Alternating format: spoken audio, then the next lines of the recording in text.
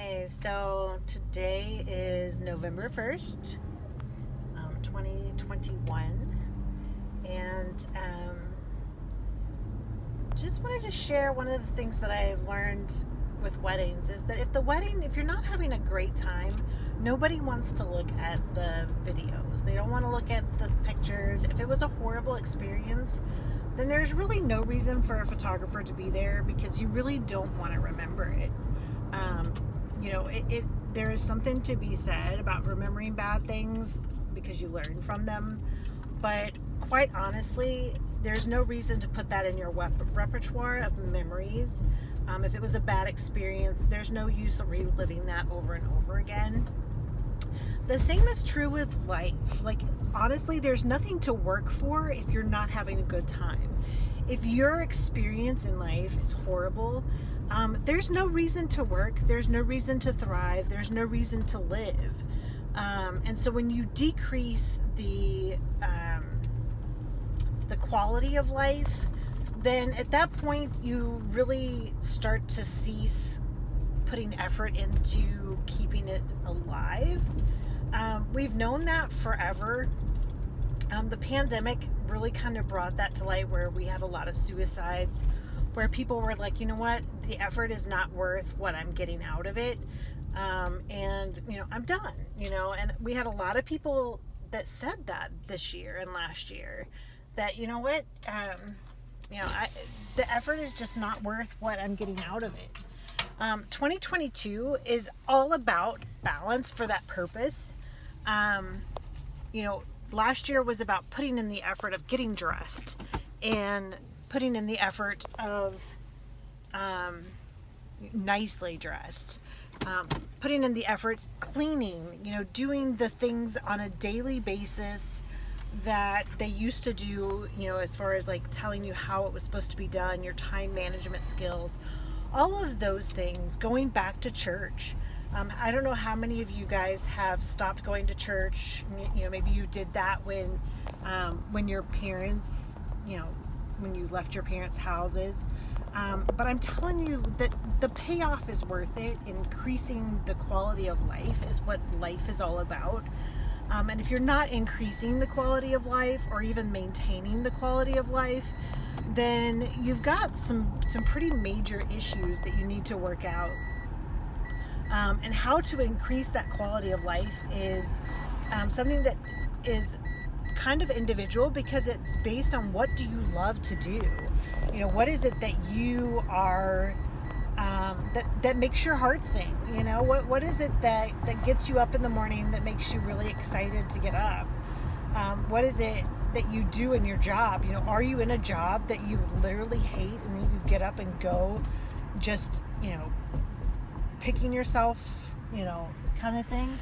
If you're in a horrible job, you can do one of two things to increase your quality of life. One is to quit and find a job that you love. That would be my recommendation. You spend way too much time at work to hate doing what you do. And while you're there in a safe space and you've got an income coming in, use that time to, go out there and find a job that literally makes you sing, that makes you want to get up in the morning. If you don't want to get up in the morning and go to your job, you need to do something about that. That is your body saying it's time for a change. Second thing is if you don't want to lose that job, and let's say that you're making a lot of money and it's doable. It may not be something that makes your heart sing, but it's doable and you're good at it. Then the second thing that you can do is schedule those 4 vacations per year. Back in the day, that was the standard. You went out and you scheduled yourself for 4 vacations per year, 4 weeks, and your employer may not pay for 4 weeks. They may only pay for 1 week or 2 weeks. That doesn't mean you can't take those vacations. They're not saying, oh, well, you only get 1 vacation per year. They're just saying, I'm going to pay for one of those vacations per year. And when you look at it that way and say, okay, you know what, it's worth my mental health to have that 1 week per year or 1 week per quarter, where I'm going someplace and really doing something fun that is allowed, that is a direct result of me working as hard as I do. You change what you change the balance of your life, and that balance is so critical. I can't tell you how important that balance is. Learning in a situation where you're sitting down and learning from history, whether it's a Bible history, whether it's history from other countries, I don't care where you're learning your lessons from, book wise. You can read, you can take biographies and learn from other people's lives. Learning from other people's lives, it honors their life, because you're saying what you went through allowed me to learn something vicariously without having to go through the pains of it. And that is the best thing that you can possibly do. So on Sunday, when you're going out hiking, grab a book and read a biography.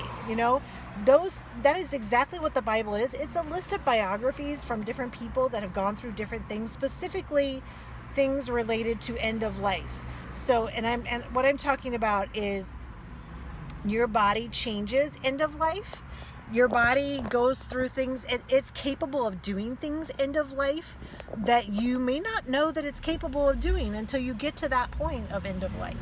And if you're getting to that point of end of life, or your body starts to show you things that it can do and you weren't prepared for it, it kind of gives you it gives you a different perspective when you find out that your body is capable of doing things that maybe you just never thought were possible.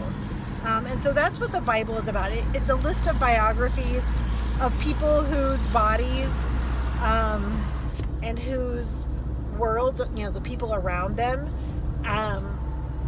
they went through things that literally didn't feel like they could happen before that time when you had that experience. So that's what the Bible is all about. And a pastor sits there and he interprets it for you to some degree, and maybe even the people around you in church help you interpret that Bible, but you really don't need somebody else's interpretation. Actually, God's pretty clear in showing people in the Bible where they went to somebody else for the interpretation, and it didn't go so well for them.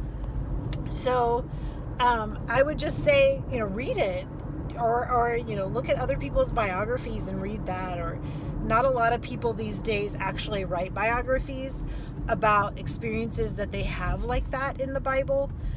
Most of them are scared that you're gonna say, oh, you're crazy, and yeah, your mind has the ability of being crazy. Your body has that ability, and it's actually there for a very good purpose. Everything that your body can do has a purpose. It has a place. It has a reason for being there. You don't want to take that away, because your body knows what you need and when you need it. And you don't ever take a tool out of the closet. You just know that the tool's there. And sometimes God just lets you know, hey, the tool's there. Let me show you what I can do. And when you need it, it'll be there, So, I would just say that balance and quality of life has got to be a focus in 2022. I don't know what that looks like for you. I can tell you what it looks like for me. It looks like my Sweepy app, SWEEPY, and my my dressing up, and my keeping everything clean, and making sure that I've got the balance of work and play, all of those things.